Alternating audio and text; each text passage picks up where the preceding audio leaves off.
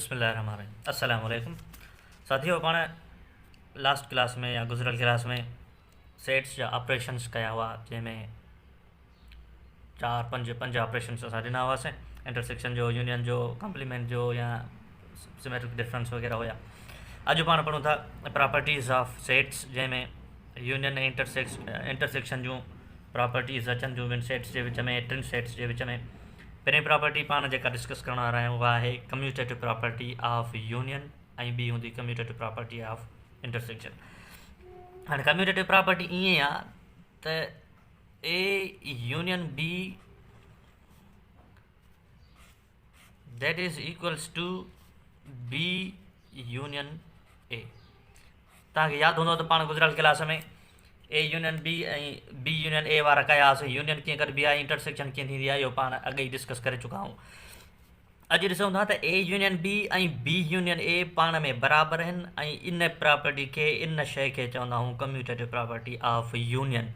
जेकॾहिं ॿिन्ही जे विच में यूनियन आहे त that is property of union. जेकॾहिं इंटरसेक्शन हुजे हा त चऊं हा कम्यूटेटिव प्रॉपर्टी ऑफ इंटरसेक्शन। हूअं हक़ीक़त में ॾिसजे त ॻाल्हि साॻी आहे। जेकॾहिं तव्हां हिकिड़े कन खे हेॾो पकड़ियो या कन खे हूअं फेराए पकड़ियो त ॻाल्हि साॻी थींदी। ए खे बी सां यूनियन कयो या बी खे ए सां यूनियन कयो, गिदरो छुरीअ ते किरे या छुरी गिदरे ते किरे, ॻाल्हि त साॻी थी थिए न वञी। फॉर सपोज़ मिसाल पाण खणूं था ॿ सेट्स। ए सेट पाण वटि आहे ए ऐं बी, ॿियो सेट पाण वटि आहे बी जेको आहे बी ऐं सी। ॿ सेट पाण खयां आहिनि। हाणे इन्हनि ॿिन्ही जी करणी आहे, पहिरियां लेफ्ट हैंड साइड था खणूं, पोइ खणंदासीं राइट हैंड साइड, ऐं ॿई पाण में हिन प्रॉपर्टी जे मुताबिक़ इक्वल थियणु खपनि ऐं इक्वल थींदियूं। छो जो ए ऐं बी जा त मेंबर साॻा ई पाण में यूनाइट थींदा न, यूनाइट करणा आहिनि, मेलाप कराइणो आहे ॿिन्ही जो। जेकॾहिं ए यूनियन बी था कढूं, A union B is equals to A जा member, A B union B जा मेंबर बी ऐं सी। हाणे पाण यूनियन में इहो चयो हो त ए ऐं बी जा मेंबर जॾहिं पाण में यूनाइट थींदा त अहिड़ी तरतीब सां थींदा जो जेकॾहिं ॿई साॻा आहिनि त हिकिड़ो दफ़ो लिखंदासीं, ऐं अहिड़ी तरतीब सां रखंदासीं जो हुनजो ऑर्डर सिधो बीहे, तरतीब में का हेठि मथां ई न थिए। त हाणे हीअ वञी थिए A union B is equals to A B ऐं C. That is commutative property of union में पहिरियों थियो जेको left hand side, A union B is equals to A B ऐं सी। जेकॾहिं राइट हैंड साइड था खणूं, उहा आहे बी यूनियन ए। हाणे चऊं था त बी यूनियन ए माना पहिरियां बी जा मेंबर लिखूं। बी जा मेंबर आहिनि बी ऐं ॿियो सी। इनखे यूनाइट था कयूं कंहिंसां, ए जे मेंबरनि सां। जॾहिं ए जे मेंबरनि सां मिलंदा त ए जा मेंबर आहिनि ए ऐं बी। वरी बि इहा ॻाल्हि मां रिपीट थो कयां त जॾहिं यूनाइट थींदा त सिधी तरतीब में यूनाइट थींदा। बी अॻु में आहे त अॻु में पहिरियां ए अचणु खपे, पोइ बी थींदो। हालांकि मेंबर साॻा ई थींदा पर तरतीब सुबती थींदी। हाणे बी यूनियन ए बराबरि थींदी, हिते बी आहे हिते ए आहे त पहिरियां लिखां ए, पोइ हिते बी त को हिकिड़ो दफ़ो लिखिबो, ॿ दफ़ा न लिखिबी। पोइ आहे हीअ सी, हुन में कोन्हे हिन में आहे, हुन करे ए बी ऐं सी। इहा आहे बी यूनियन ए। हाणे कम्यूटेटिव प्रॉपर्टी जे मुताबिक़ ए यूनियन बी यानी left hand side this is, ऐं right hand side that is one. इहे ॿई पाण में थींदियूं इक्वल। तव्हां ॾिसो पाण त A B C A union B आहे, बी यूनियन ए आहे ए बी ऐं सी। त चऊं था त A union B is equal to B union A, या left hand side is equals to right hand side. Proved.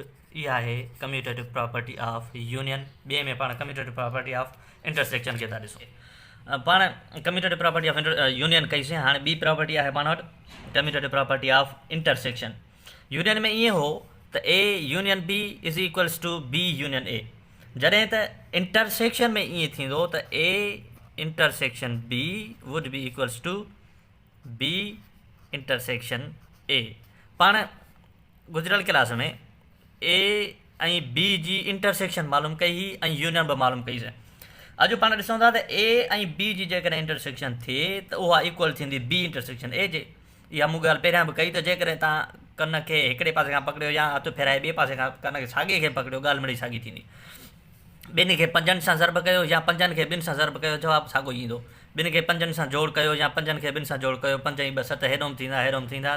Left hand side ऐं right hand side ॿई equal थियणु खपनि ऐं इक्वल थींदा छो कोन थींदा। चऊं था त सेट आहिनि पाण वटि, हिकिड़ो ए था खणूं, साॻई सेट मां खणा थो ए ऐं बी सेट खणा थो बी ऐं सी। इंटरसेक्शन में पाण इहा ॻाल्हि कई त इंटरसेक्शन में उहे मेंबर लिखबा आहिनि जेके ए ऐं बी में साॻा हुजनि। यूनियन में पाण ॿई यूनाइट कंदा आहियूं, मेलाप कंदा आहियूं। इंटरसेक्शन में उहे मेंबर लिखंदा आहियूं जेके ॿिन्ही सेट्स में, ॿिन्ही सेटनि जे अंदरि मौजूदु हुजनि।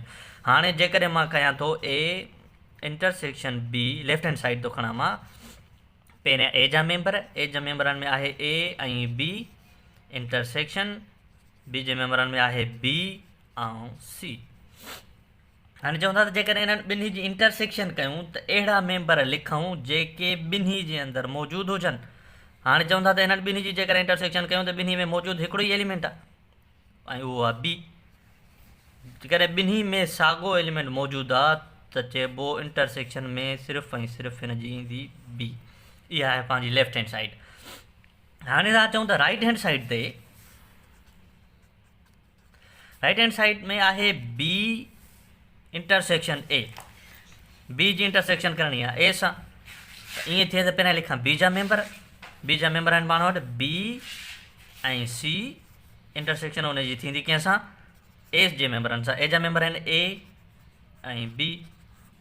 चयोसीं त इंटरसेक्शन में उहे मेंबर लिखबा जेके ॿिन्ही सेटनि में साॻा हुजनि। त हिन में बि ईअं था चऊं त मौजूदु आहिनि, हिकिड़ो ई एलिमेंट आहे जेको साॻियो आहे ॿिन्ही में, उहो आहे बी। त चऊं था त बी इंटरसेक्शन ए बराबरि थींदी सिर्फ़ु ऐं सिर्फ़ु बी जे। हाणे ॾिसो, बी यूनियन ए हुजे, राइट हैंड साइड खईंसीं ऐं लेफ्ट हैंड साइड में खईंसीं ए इंटरसेक्शन बी ऐं B intersection A. Left hand side ऐं राइट हैंड साइड ॾिसो त एलिमेंट साॻा कोन्हनि। जेकॾहिं थोरो गौर कबो त ॿई एलिमेंट असांखे साॻा नज़र ईंदा। त ईअं चवंदासीं त कम्यूटेटिव प्रॉपर्टी ऑफ इंटरसेक्शन में ए इंटरसेक्शन बी बराबरि थींदी आहे B intersection B intersection A, या लेफ्ट हैंड साइड ऐं राइट हैंड साइड पाण में बराबरि थींदियूं आहिनि। प्रूव्ड।